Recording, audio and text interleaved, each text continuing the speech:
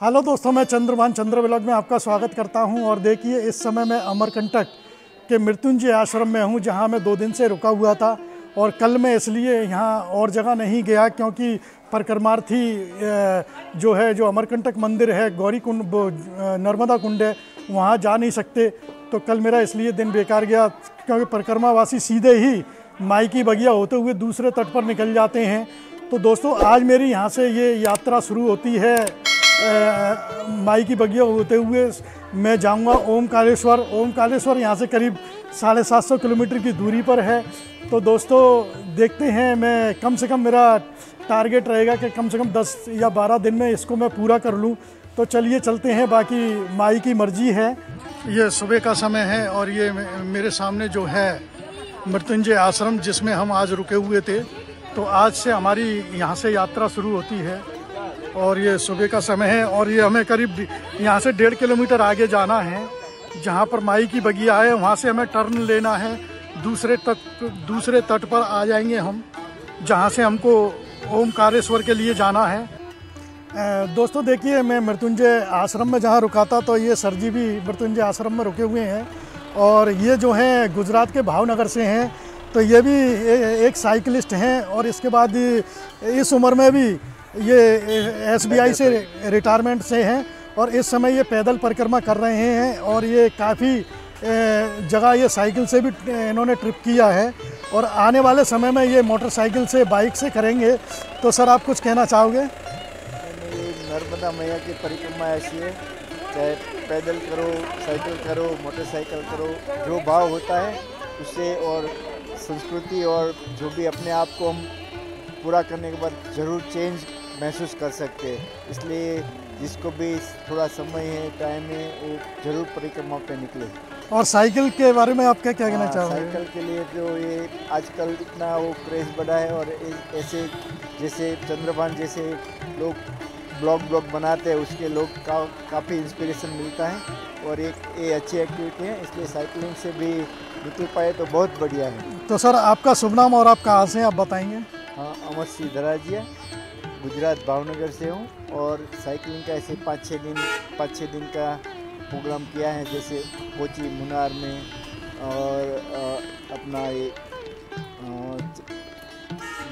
Jaisalmer side desert में लोंगोवालिया तक गए हैं, कनौर तक गए हैं। और इसके बाद ये अपना पंचमढ़ी, जबलपुर वाला, ऐसे 3-4 ट्रिप 5-7 दिन के किए हैं। इसलिए ये चैलेंजिंग काम है और ये चंद्रभान जी जो भी कर रहे हैं काम, उससे काफ़ी बढ़ावा मिलेगा और मेरी ओर से उसको बहुत शुभ।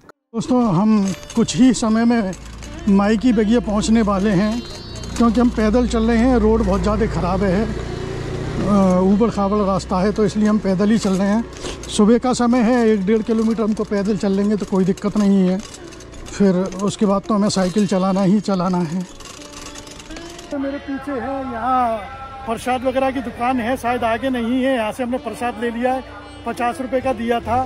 तो दोस्तों, अभी यहीं से लोग बाग पैदल जा रहे हैं, वाहन भी यहीं तक आ रहे हैं। और ये देखिए किस तरह का यहाँ सुबह का माहौल है।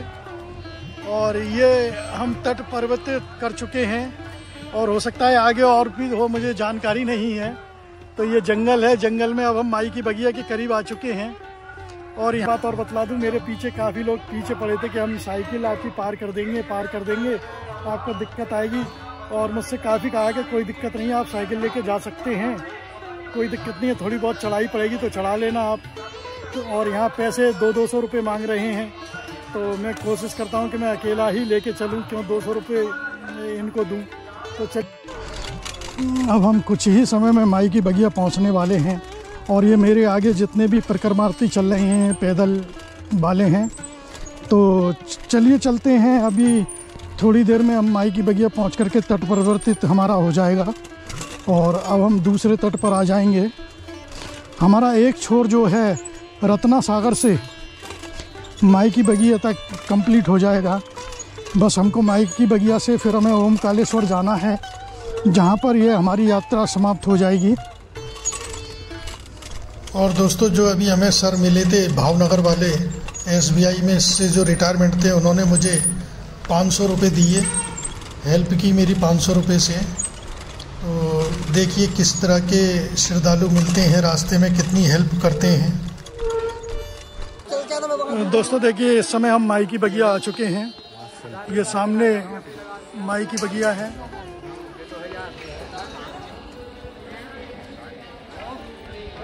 कुछ सीढ़ियां हैं जो हमको साइकिल लेकर के ऊपर चढ़ाई चढ़ना है।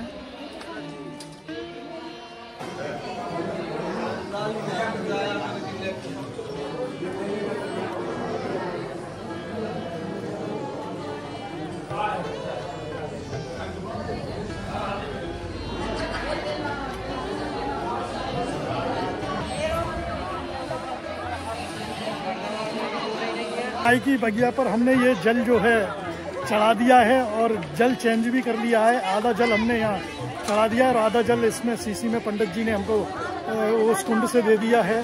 तो अब यहाँ से हमारा तट परिवर्तन हो जाएगा और अब हम आगे की परिक्रमा ओमकारेश्वर के लिए शुरू करते हैं।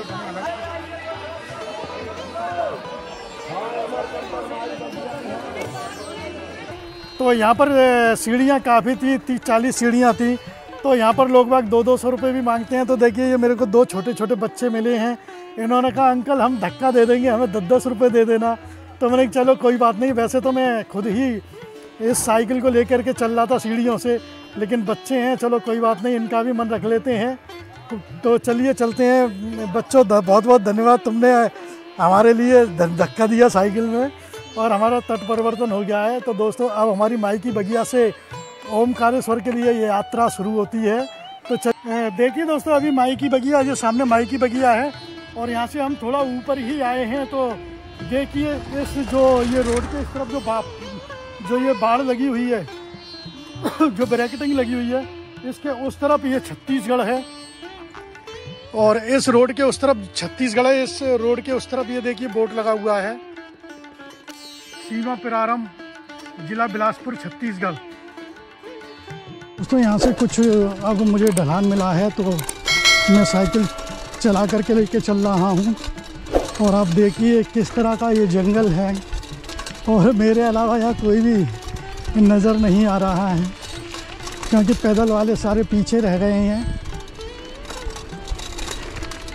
अमरकंटक से सुबह स्नान करके पूजा वगैरह करके फिर यहाँ आते हैं माई की बगिया।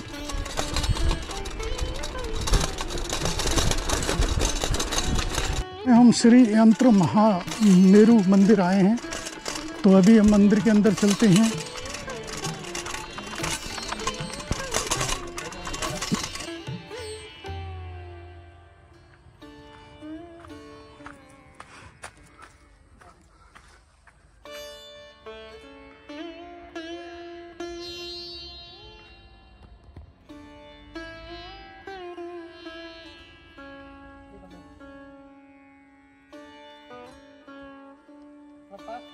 बाहर से तो ऐसा दिखाई देता है कि कितना बड़ा मंदिर है, लेकिन अंदर ज़्यादा कुछ भी नहीं है, सिर्फ मूर्तियां हैं और वो मैंने आपको दर्शन कराए। तो अभी हम मंदिर के दूसरी उस साइड में थे, अब हमारा तट चेंज होने के बाद मंदिर के इस साइड में आ गए हैं।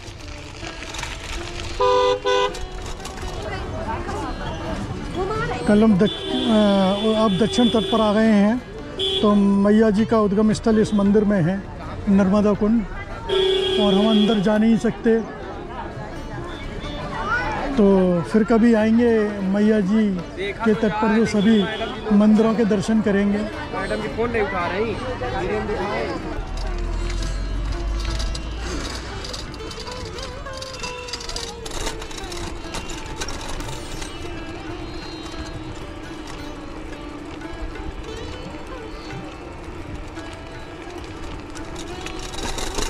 देखिए दोस्तों कल हम मैया जी के उस तट पर थे और ये सामने बुरुजी दिख रही हैं, ये सामने इधर ही मृत्युंजय आश्रम था, हम उसमें रुके हुए थे और ये सामने कल हम इस तट पर घूम रहे थे और अब हमारा माई की बगिया से होकर के आए हैं तो हमारा तट चेंज हो गया है।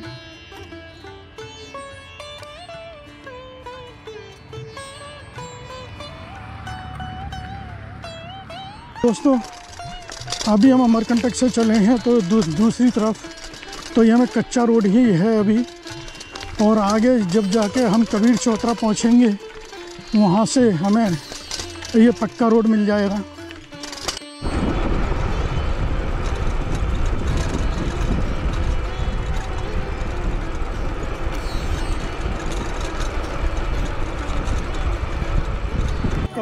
कबीर चौतरा पोस्ट पर आ चुके हैं और यहाँ से एक रोड जा रहा है जबलपुर के लिए और एक रोड जा रहा है रतनपुर के लिए। तो हम जो है जबलपुर वाले रोड पर चलते हैं और यहाँ से डिंडोरी जो है 80 किलोमीटर की दूरी पर है। दोस्तों देखिए, इस समय हम अमरकंटक से करीब 22 किलोमीटर की दूरी तय करके ये कस्बा, एक अच्छा खासा कस्बा आया है करंजिया। अभी हम करंजिया से गुजर रहे हैं।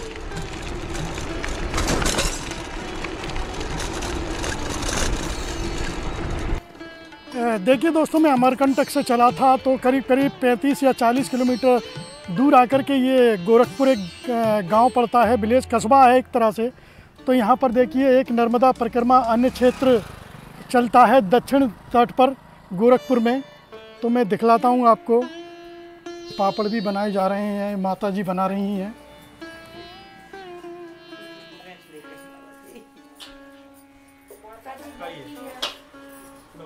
ये परिक्रमार्थी हैं, भोजन प्रसादी ग्रहण कर रहे हैं। आप कहाँ से आए हो दर्दा? ये गौरी घाट जबलपुर से हैं।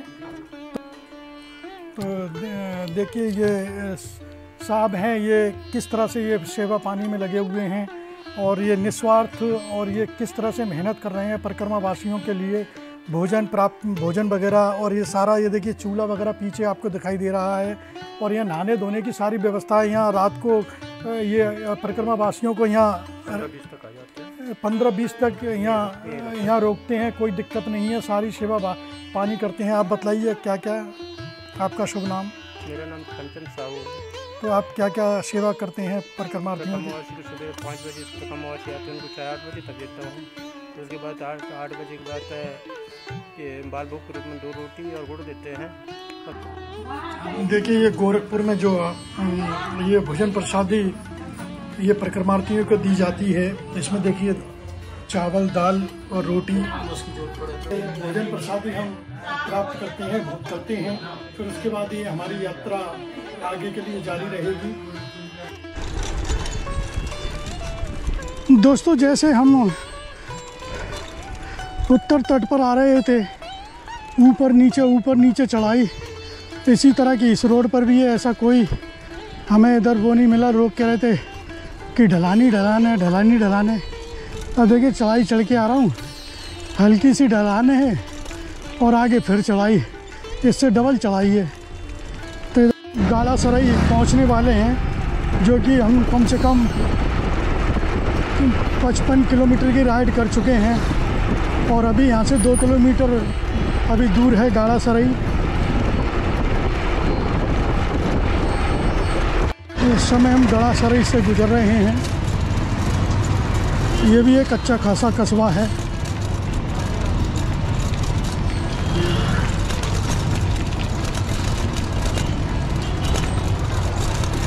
यहाँ से अभी 23 किलोमीटर की दूरी पर है डिंडोरी और समय हो रहा है 4:30। तो शायद हम डिंडोरी नहीं पहुँच पाएंगे। तो हम कोशिश करेंगे कि अभी कहीं हमें अगर रुकने की व्यवस्था मिल जाती है तो वहाँ पर हम आज नाइट स्टे कर लेंगे, क्योंकि अगर हम डिंडोरी जाते हैं तो काफ़ी रात हो जाएगी, क्योंकि 6 बजे अंधेरा हो जाता है। तो देखिए दोस्तों, मैं सुबह अमरकंटक से चला था और इस समय 5:30 बज रहे हैं, अंधेरा होने को है।